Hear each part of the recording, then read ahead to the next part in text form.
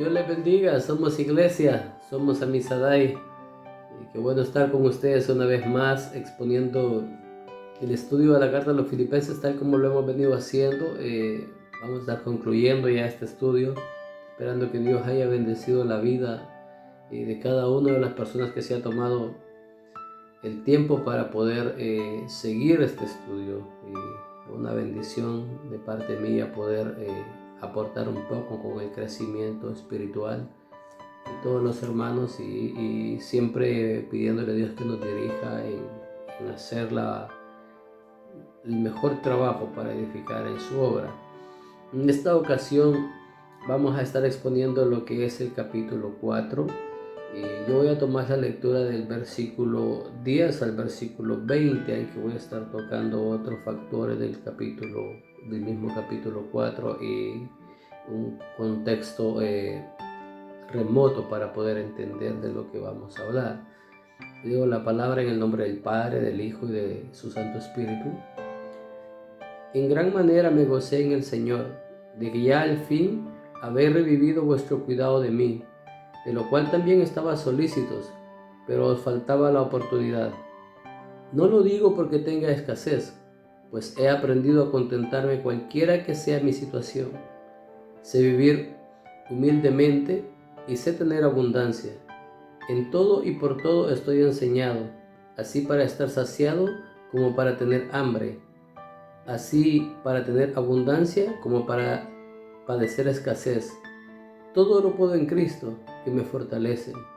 Sin embargo, bien hiciste en participar conmigo en mi tribulación.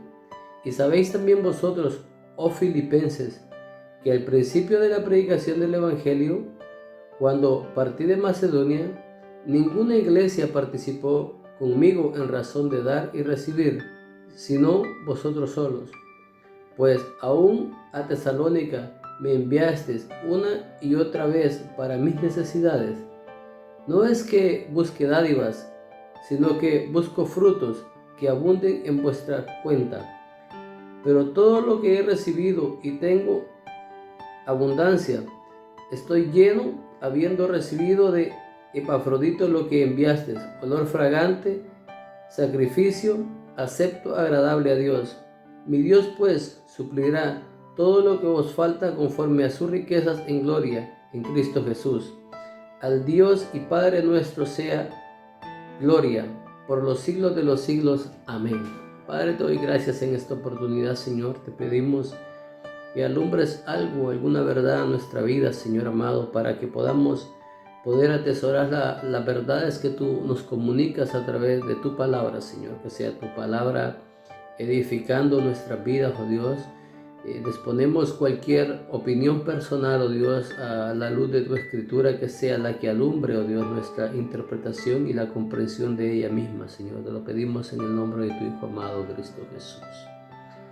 Amén. El pasaje que acabamos de citar es prácticamente una conclusión elevada del capítulo. Es bien importante que Pablo haya dejado precisamente el agradecimiento a los filipenses como final. No lo está poniendo de una manera como olvidándose de ello, sino que por una razón importante es más para resaltarla, esa actitud de los filipenses que Pablo deja al final. Pero lo más importante que Pablo resalta acá no es el hecho de que los filipenses le hayan bendecido con una ofrenda, sino que lo que más resalta es su amistad, ese trato personal entre Pablo y los filipenses, esa relación basada en el mutuo sentir de cariño y de amistad los unos por los otros.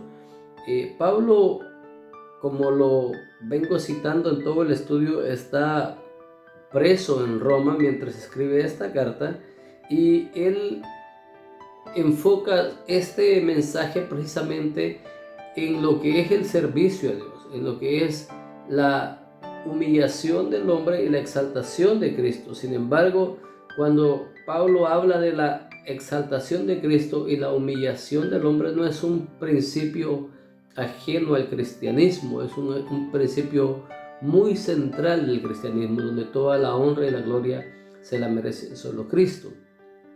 Por eso decía que Filipenses es una de las cartas más importantes para entender la vida práctica cristiana, porque es precisamente lo que se habla de práctica, de hechos, de cómo es una conducta cristiana. Y Pablo habla acá de lo que es las ofrendas, cómo él enfrenta este concepto, pero vuelvo y repito, el punto central no es la ofrenda, sino la actitud, y esa actitud está basada en una relación de amistad.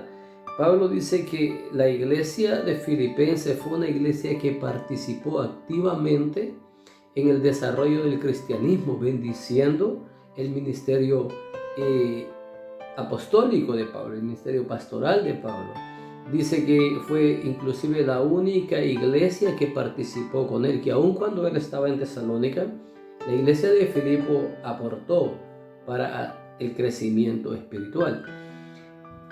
Es importante que entendamos la aportación desde la base de la relación de amistad y no desde la base de un compromiso teológico, porque hay que entender el aporte para la iglesia debe ser un aporte basado en la relación de Dios con el hombre, no basado de nosotros vamos a agradar a Dios con lo que estamos aportando. No es ese principio el que Pablo nos está llevando a entender en esta carta a los Filipenses. Dicho esto, debemos entender que la iglesia de Filipo, la iglesia de Filipenses o la iglesia de Macedonia son tomados en la gran mayoría de ocasiones como un ejemplo de la dadivosidad de la iglesia o de cómo nosotros debemos dar dentro del concepto de iglesia en que vivimos. ¿Por qué digo esto? Porque es bien importante, siempre ha sido un tema y siempre va a ser un tema el detalle de las finanzas, cómo se manejan dentro de la iglesia. Y el cristianismo siempre ha sido, siempre ha sido acusado de prácticamente negociar con la fe. Sin embargo, la escritura no enseña eso, todo lo contrario. Los grandes predicadores y las personas comprometidas con la escritura siempre han estado en contra de este principio. Nosotros vemos en la historia a un Martín Lutero reclamar fuertemente contra el pago de indulgencias en el siglo XV, cuando se hablaba de que tenía que ofrendar para sacar a las personas del purgatorio, para salvarse del purgatorio. Sin embargo, no hemos estado excepto en nuestro contexto cultural en que vivimos con predicadores de la prosperidad, donde prácticamente hay que pactar y dar con Dios y se compromete a personas a dar aún más allá de lo que pueden dar. Pero eso tampoco ha sido algo que ha sido únicamente de las iglesias o las denominaciones que predican la prosperidad, sino dentro del círculo muchas veces más ortodoxo o con menos fundamento hacia ese pensamiento, también se ha tildado de que las personas tienen que dar. Y el apóstol Pablo no es lo que enseña. Él, si bien es cierto, pone la iglesia de los filipenses como, o las iglesias de Macedonia como un ejemplo a seguir, debemos entender el contexto de lo que está hablando. En el versículo 10 dice: en gran manera me gocé en el Señor de que ya al fin habéis revivido vuestro cuidado de mí, de lo cual también estaba solícitos, pero os faltaba oportunidad. O sea, cuando estamos diciendo que revivieron, el tema que está utilizando acá es un tema de raíz botánico, cuando algo ya prácticamente se había apagado, de nuevo revive o hace un nuevo nacimiento, por decirlo así. En esto podemos entender Y donde vemos también que Pablo en el versículo 15 habla que desde el principio ellos fueron personas que vieron que aun cuando él estaba en Tesalónica, ellos aún seguían aportando. En algún momento de ese desarrollo, la iglesia de Filipo no pudo dar. Quiero que entendamos ese no pudo, porque es precisamente lo que debemos de entender en las comunidades donde Dios nos permite ministrar. He escuchado algunas prédicas, algunas enseñanzas de algunos predicadores contemporáneos muy aceptados dentro de la comunidad cristiana, donde dice que para dar el 10% o el diezmo, como se le conoce, debe de ser la base, y la base es de ahí hacia arriba, prácticamente no se acepta de ahí hacia abajo. Eso es llegar con los dados pesados a una interpretación. ¿Qué quiero decir con esto? Es que en nuestras comunidades, en nuestras iglesias, no todas las veces podemos tener la oportunidad de dar, y no todos los hermanos tienen la oportunidad de dar. Cuando vemos el pensamiento apostólico, Pablo no está poniendo un yugo de poder dar a la iglesia. O sea, nosotros debemos de entender una cosa, que hay oportunidades que se puede, hay oportunidades que no se puede. Sin embargo, aún en esas oportunidades debemos entender que dentro de la iglesia, y que es lo que se ha enseñado en varios estudios que yo he presentado acá, no debe de haber un clasismo por el hecho de que una persona pueda o no pueda. Aquí todos somos hermanos en Cristo y todos tenemos el mismo valor. Entonces, al Pablo mostrar esa relación de amistad que había con los filipenses, y aunque por algún tiempo los filipenses no pudieron ayudar, Pablo no tuvo un cambio de ánimo con ellos, sino que mantuvo una relación de amistad, comprendiendo las situaciones que cada persona pueda pasar. Ahora, el uso que Pablo habla de la ofrenda que se da, cuando nosotros vemos la recolección de ofrendas, y nosotros eso lo vemos en el capítulo 16 de Primera de Corintios, se habla por una necesidad que había por hambre en Jerusalén. Recordemos que cuando la iglesia primitiva empieza a desarrollarse, Jerusalén fue la primera iglesia y ellos desde un principio cubrieron las necesidades de los hermanos. En algún momento tuvieron ellos la necesidad de ser cubiertos también. Y Pablo, conociendo su historia y conociendo cuál es nuestro principal fundamento en Cristo, entiende que la fe también tiene que ver con nuestra reacción a las necesidades de nuestros hermanos, y hace alusión a que había que recogerse la ofrenda para poder ayudar a los hermanos. Cuando Pablo habla de que los tesalonicenses han colaborado activamente con él en el desarrollo del mensaje, en el desarrollo del evangelio, lo está hablando también desde no solo de una perspectiva activa en cuanto a la predicación, sino también en cuanto al dar para poder suplir las necesidades de los hermanos. ¿Por qué digo esto? Porque nosotros debemos entender que también el no dar es un acto mezquino. Cuando podemos dar, es un acto mezquino que niega nuestra fe, porque nosotros como cristianos estamos siendo llamados siempre a cubrir las necesidades de las personas más desprotegidas en nuestra comunidad o en la sociedad en que vivimos. Así que si bien Pablo entiende la ofrenda como un acto de amor hacia él, lo entiende precisamente desde esa perspectiva, desde un acto de cuidado personal que la iglesia de Filipos tenía hacia su persona, y por eso es que exalta la amistad que él tiene con ellos, y no se enfoca mucho precisamente en el hecho de que ellos hayan cubierto esa necesidad, sino en el agradecimiento, porque debemos de entender que un acto de amor hacia el hermano es un acto de amistad.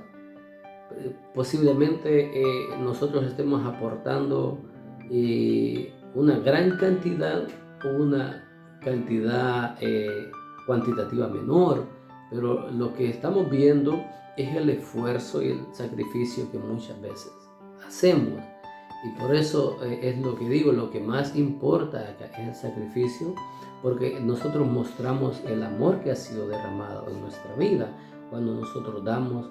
Y la iglesia a los filipenses fue tomado como ejemplo en muchas ocasiones por eso, sobre todo en lo que es el tema de Segunda de Corintios, cuando Pablo habla de las ofrendas de que esta iglesia dio, que aún más allá de sus fuerzas, ellos dieron de lo que no tenían. Entonces Pablo lo que resalta en realidad es la importancia que nosotros damos cuando con esfuerzo aún de nuestras necesidades podemos aportar hacia el servicio a Cristo. Por eso estoy diciendo que de cierta manera la posición que nosotros debemos de tomar es entender que cuando aportamos algo, ya sea primicia, ya sea una ofrenda o algún aporte para la iglesia, estamos aportando para el crecimiento de la iglesia, pero tampoco debemos de entender que si el bolsillo no nos lo permite, tampoco dejamos de ser parte de esa comunidad. Nosotros somos salvos por gracia y somos hermanos en Cristo por el sacrificio que Cristo hizo por nosotros. Entonces la obligación, aún más allá de nuestra fuerza, es conforme a lo que nosotros podemos sentir de parte de Dios y del agradecimiento que hay en nuestra vida. Pablo lo pone desde ese principio, y él entiende esto y toma como ejemplo un pensamiento, toma como principio cuando dice que él sabe vivir en humildad y sabe tener abundancia. Contrario al pensamiento estoico de su época, del filósofo Séneca, que pensaba o enseñaba que la verdadera felicidad está en uno mismo, o sea, uno puede vivir tranquilamente, aunque sea de cierta manera viviendo en un recipiente como vivía el Chavo del Ocho en el programa mexicano de comedia, que aunque eso sea lo único que uno tenga para vivir, la paz y el contentamiento está dentro de nosotros mismos. Pablo no lo toma desde esa perspectiva. Pablo lo que ve es que todo su contentamiento, aún sea en escasez o sea en abundancia, venía de la persona de Cristo. Pablo es un fiel testimonio de una persona que podía decir eso, donde dice vivir en abundancia. Recordemos que cómo es la historia del desarrollo ministerial del apóstol Pablo. El apóstol Pablo era uno de las personas, de los jóvenes más influyentes de Jerusalén en el primer siglo. ¿Y cómo podemos decir eso? Pablo recibió cartas personales del Sanedrín, por decirlo de una manera, de la Corte Suprema, para poder perseguir a los cristianos. Y podríamos decir, ¿qué tiene que ver con eso, con la vida de Pablo? Perdón, no a cualquier persona que no tuviera cierta influencia o cierta posición social, el Sanedrín le pudiese haber otorgado cartas personales. Eso habla muy bien de la posición social del apóstol Pablo. Sin embargo, 20 años más tarde de ese episodio, nosotros lo vemos en una cárcel en Roma, preso, pero preso de su fe, preso por lo que él creía hoy en día, de esa forma del mensaje transformador que sufrió cuando iba camino a Damasco persiguiendo a la iglesia primitiva. Entonces, Pablo estaba humanamente en la cúspide posiblemente de su carrera, se le hacía falta un peldaño para llegar más allá, pero estaba muy alto ante los ojos de los hombres. Sin embargo, 20 años más tarde tenía que vivir en escasez y posiblemente con dificultades económicas dentro de la cárcel, lo más seguro. Sin embargo, Pablo aprendió y él dice que todo lo podía en Cristo porque le fortalecía. El hecho de entender que cuando nosotros entregamos nuestra vida en ministerio al Señor, van a venir momentos difíciles. Dios no nos llamó al ministerio, Dios no nos llamó a ser ricos, hay que verlo desde esa perspectiva siempre. Me gozaba o me divertía escuchando un telepredicador no hace mucho que decía que él en su país, porque pastorea en Estados Unidos hoy día, que él en su país, decía, en Latinoamérica, y renunció a una carrera lucrativa en el mundo de los negocios por entrar al ministerio. Y yo me quedé y dije, mal no te ha ido, porque tienes una de las iglesias más grandes, y yo puedo decir o puedo creer o puedo interpretar que económicamente no está de la misma forma que el apóstol Pablo estaba. Entonces no podemos decir, o no tienes la moralidad quizá para poder decir eso.